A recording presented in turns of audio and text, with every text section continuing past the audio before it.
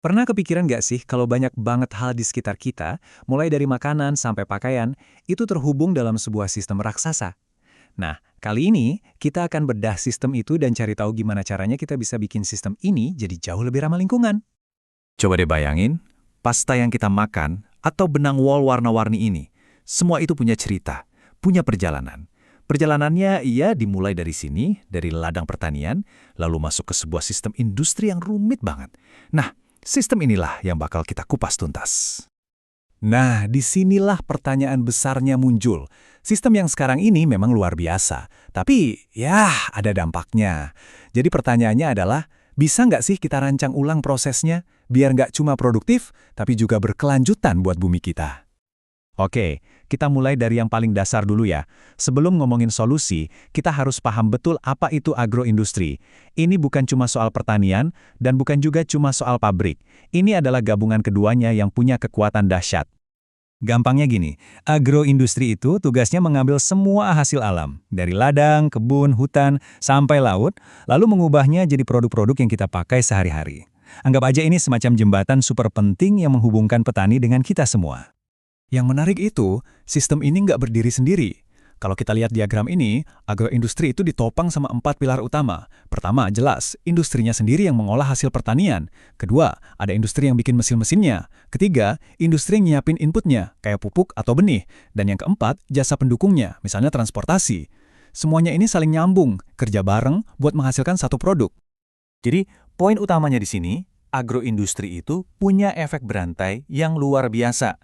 Dia nggak cuma bikin produk, tapi juga membuka lapangan kerja, mendorong inovasi, dan yang paling penting, menghubungkan petani-petani lokal kita ke pasar dunia. Ini benar-benar mesin penggerak ekonomi. Nah, setelah kita sadar betapa vitalnya peran agroindustri, kita kembali ke tantangan terbesarnya. Gimana caranya kita mastiin mesin ekonomi yang hebat ini nggak justru merusak sumber dayanya sendiri untuk masa depan? Disinilah sebuah ide cemerlang masuk. Sekarang, yuk kita lihat solusinya. Para ahli sudah merumuskan sebuah kerangka kerja yang namanya produksi bersih. Dan ini bukan sekedar soal daur ulang loh, ini tentang mengubah cara kita berpikir dari akarnya. Gambar ini keren banget kan? Bener-bener ngegambarin tujuannya, menyatukan industri dengan alam. Coba kita bedah definisinya pelan-pelan. Kata kunci yang paling penting di sini adalah preventif. Artinya apa? Daripada kita capek-capek bersihin polusi yang udah terlanjur ada, strategi ini fokusnya adalah mencegah polusi itu muncul dari awal.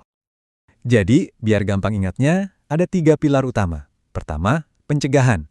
Kita cegah masalahnya, jangan diobati. Kedua, terpadu. Artinya, strategi ini harus diterapkan di semua lini, dari hulu sampai hilir. Dan ketiga, berkelanjutan. Ini bukan proyek sekali jadi, tapi komitmen jangka panjang buat jadi lebih baik lagi dan lagi. Oke, teorinya kedengeran bagus banget. Tapi, gimana cara kerjanya di lapangan?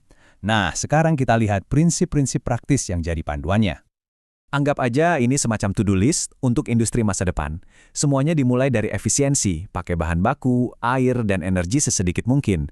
Tapi nggak cuma itu, ini juga soal mengubah cara kita berpikir, menerapkan teknologi yang lebih pintar, dan memperbaiki cara kerja kita sehari-hari. Dari semua prinsip tadi, ada satu konsep yang jadi jantungnya, ekoefisiensi. Tujuannya simple, tapi dampaknya besar. Gimana caranya kita bisa bikin produk yang nilainya lebih tinggi, tapi di saat yang sama, jejak kerusakan ke lingkungannya justru makin kecil.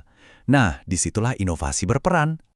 Mungkin sekarang Anda bertanya-tanya, kalau produksi bersih ini sekeren dan seberguna itu, kenapa nggak semua industri langsung pakai aja sih?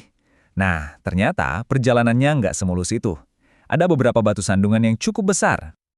Yuk kita bahas jujur-jujuran. Jalan menuju agroindustri berkelanjutan itu nggak gampang. Ada tantangan-tantangan nyata yang harus kita hadapi bareng-bareng.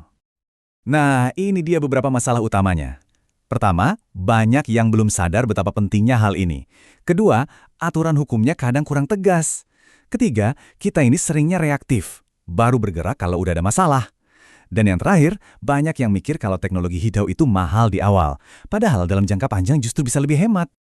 Jadi kesimpulannya apa? Kita udah lihat masalahnya, kita udah tahu solusinya, dan kita juga paham hambatannya. Cetak biru atau blueprint-nya itu sebenarnya udah ada di tangan kita.